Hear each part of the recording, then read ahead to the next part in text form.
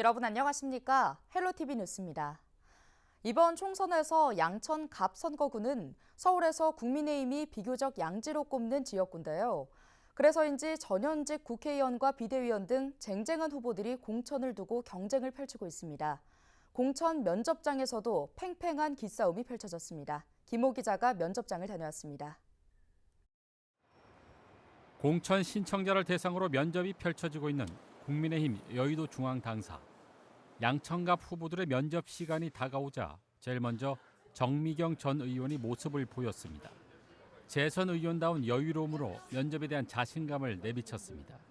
양천갑에 살고 있는 그 국힘을 사랑하는 모든 분들이 지금 핵심 포인트가 거기에 있어요. 탈환이요. 민주당이 지금 2번 8년을 한 지역이잖아요. 그렇기 때문에 정세 분석 다 끝났고 저 정미경만이 이길 수 있다. 그런 필승 카드를 제가 준비해 왔기 때문에 자신 있습니다. 면접 시간에 임박해 도착한 조수진 의원은 현직 의원으로 본선 경쟁력을 강조하며 공천 의지를 내비쳤습니다. 본선에서 이기는 후보, 본선에서 이기는 유일 후보라는 것, 그리고 양천갑 당협위원장으로서 지난 3년 동안 양천갑의 현안과 그리고 숙제를 해결하기 위해서 노력해온 것, 그것을 말씀드리고자 합니다. 두 후보의 팽팽한 기싸움은 면접 심사 후에 설전으로 이어졌습니다. 먼저 포문을 연 정미경 전 의원은 고소고발로 국민의힘 당협 내부 갈등이 심해지고 있다며 조수진 의원을 정조준했습니다. 그러면서 노련한 후보만이 갈라진 당협 갈등을 봉합할 수 있다고 밝혔습니다. 모두 통합할 수 있는 사람, 우리 내부를 먼저 통합해 줄 수 있는 사람. 근데 그게 그 신빙 가지고는 안 되고 경험 많고 노련한 사람들이 와가지고 노련한 분이 오셔서 이걸 다 통합해 달라. 이 요청이었거든요. 이에 대해 조수진 의원은 당협 내부 갈등은 정 전 의원 본인의 주장이라고 반박하며 당협위원장으로서 원칙과 기준을 준수해 당협을 이끌어왔다고 주장했습니다. 양천갑은 지난 2번의 총선에서 우리 당 내부의 분열로 진 곳입니다. 우리가 부족한 부분도 많았지만 우리가 어떻게 보면 더불어민주당 의원의 재선을 도운 셈입니다. 한 명당 3분의 발언 기회로 12분간 진행된 양천갑 공천 심사에는 구자룡 국민의힘 비대위원도 참석해 자신의 경쟁력을 전했습니다. 또 몽정기를 만든 정초신 영화 감독도 참여해 영화제를 통해 양천구를 문화 중심의 자치구로 만들겠다는 포부를 밝혔습니다. 모두들 그 목동 아파트 재건축에만 이 의정 활동 그걸 세웠는데 황희 후보를 대적해서 하려면 문화 쪽이 가장 강세를 띄어야 되지 않겠느냐라고 얘기를 하고 영화제에 관련된 이야기를 좀 펼쳤습니다. 양천갑 4명의 후보에 대한 공천 심사를 마친 국민의힘 공천관리위원회는 이번 주말쯤 컷오프 후보를 발표하고 다음 주부터 경선에 들어갈 예정입니다. 헬로티비 뉴스 김호입니다. 은평구가 공중 화장실을 대상으로 불법 촬영 자동 탐지 시스템을 설치 운영합니다. 불법 촬영 자동 탐지 시스템은 허가되지 않은 카메라와 일상생활에서 사용하는 스마트폰, 태블릿 PC, CCTV 등의 무선 신호를 구분해 불법 카메라를 찾아냅니다. 은평구는 다음 달 주민센터와 공원 화장실 등 15곳에 불법 촬영 탐지 기기를 설치할 계획입니다. 이번 사업은 조달청의 혁신 제품 시범 사용 기관으로 선정돼 진행하는 것으로 12월까지 운영됩니다. 출산율이 갈수록 떨어지고 있는 가운데 은평구가 아이 키우기 좋은 도시 만들기에 역량을 집중하기로 했습니다. 은평구는 함께 일하고 함께 돌보는 사회 조성을 목표로 6대 핵심 과제와 72개 사업을 시행한다고 밝혔는데요. 핵심 과제에는 모두가 누리는 일과 삶의 균형, 아동 돌봄의 사회적 책임 강화, 아동 양육 지원 강화 등의 내용이 담겼습니다. 은평구는 핵심 과제를 중심으로 아이맘 택시, 다자녀 출산용품 교환권 지원, 공동 육아 나눔터, 아이맘 상담소 등 72개 저출생 대책을 추진합니다. 은평구는 저출생 문제를 해결하기 위해 가정과 기관, 지역 공동체가 함께 육아를 책임지는 변화가 필요하다며 아이 키우기 좋은 도시를 위한 특화 사업을 발굴할 계획이라고 설명했습니다.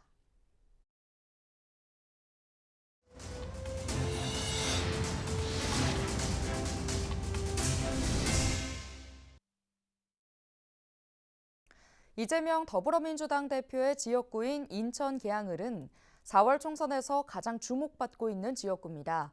원희룡 전 국토부 장관의 출마로 이른바 명룡대전이 부각된 이후 이 대표를 향한 자객 출마가 이어지면서 격전의 중심이 되고 있습니다. 이세진 기자의 보도입니다. 인천 계양을에선 이재명 더불어민주당 대표와 원희룡 전 국토부 장관의 맞대결 성사 여부가 여전히 최대 화두입니다. 이재명 대표는 얼마 전 계양을 후보 자격으로 당 공천 면접을 치르고 지난 설에도 계양을 찾았습니다. 비례대표 출마 가능성을 완전히 지우지 못했지만 지역구 출마에 대한 의지를 간접적으로나마 내비친 것으로 해석됩니다. 원희룡 전 장관은 일찌감치 국민의힘 계양을 예비후보 자격을 달고 명룡대전에 먼저 쐐기를 박았습니다. 이달 공식 지역 행보를 시작한 이후 점차 지역구 활동을 늘리면서 본격적으로 표심 잡기에 나서고 있습니다. 양당 공천 결과가 남아있지만 두 사람의 대결 구도에 계양을은 벌써부터 혼전 양상. 여기에 대장동 개발 의혹의 중심에 있는 유동규 전 성남도시개발공사 기획본부장도 계양을 선거에 합류했습니다. 전광훈 목사를 주축으로 하는 자유통일당에 입당한 유 전 본부장은 14일 이재명보다 잘할 자신 있다며 계양을 출마를 공식화했습니다. 거물급 정치 인사들과 유명 인사의 이딴 출마 선언 이전에는 국민의힘 윤영선 예비후보와 진보당 고혜경 예비후보가 이미 계양을의 예비후보 등록을 마친 상태. 빅매치 또는 미니 대선으로까지 불리며 달아오른 계양을 총선 국면은 중앙정치 대리전이라는 비판 속에서도 불붙고 있습니다. 헬로티비 뉴스 이세진입니다. 성남 대장동 개발 특혜 의혹 중심에 있는 유동규 전 성남도시개발공사 기획본부장이 자유통일당에 입당해 계양을 출마를 공식화했습니다. 유 전 본부장은 14일 출마 기자회견을 열고 계양을이 이재명 대표의 방탄으로 이용돼서는 안 된다며 계양을 출마를 선언했는데요. 그러면서 이재명 대표와 달리 전과도 없고 이재명 대표보다 일도 더 잘할 수 있다고 덧붙였습니다.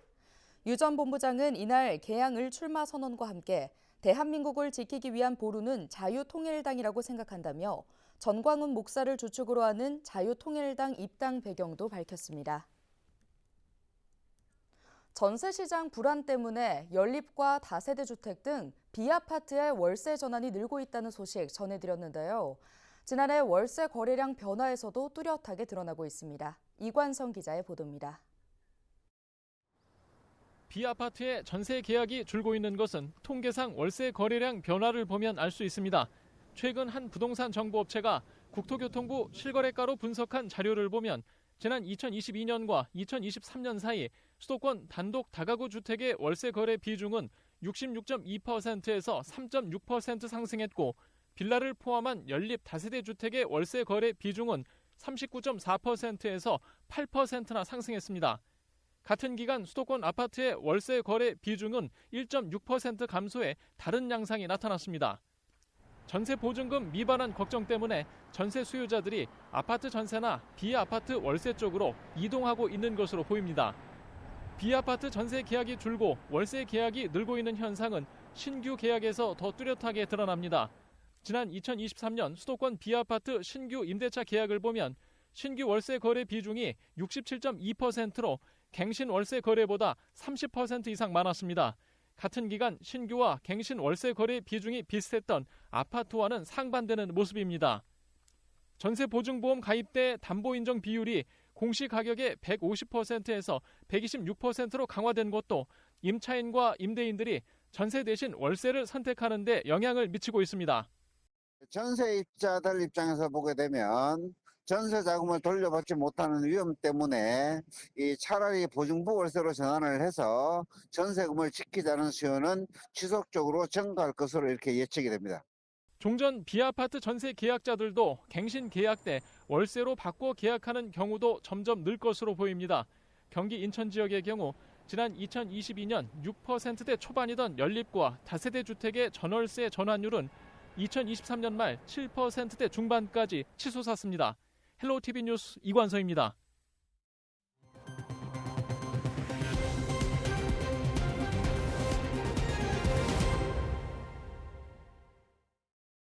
인천 미추홀구 전세 사기 일당이 1심 판결에 불복해 항소한 가운데 검찰도 맞항소했습니다.